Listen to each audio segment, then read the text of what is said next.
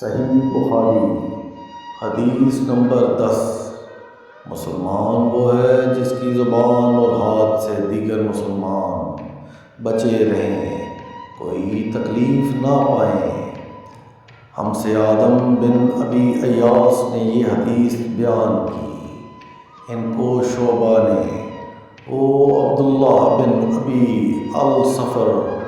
اور اسماعیل سے روایت کرتے ہیں، وہ دونوں شبیہ سے نقل کرتے ہیں۔ انہوں نے عبداللہ بن عمرو بن عاص سے وہ نبی کریم صلی اللہ علیہ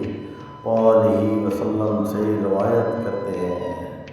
کہ آپ صلی اللہ علیہ وآلہ وسلم نے فرمایا، مسلمان وہ ہے جس کی زبان اور ہاتھ سے مسلمان بچے رہیں،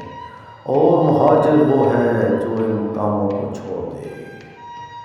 جن سے اللہ نے منع فرمایا۔ ابو عبداللہ امام بخاری رحمۃ اللہ نے فرمایا، اور ابو معاویہ نے کہ ہم کو حدیث بیان کی داؤد بن ابی ہند نے، انہوں نے روایت کی عامر شبیہ سے، انہوں نے کہا کہ میں نے سنا عبداللہ بن عمرو بن عاص سے، وہ حدیث بیان کرتے ہیں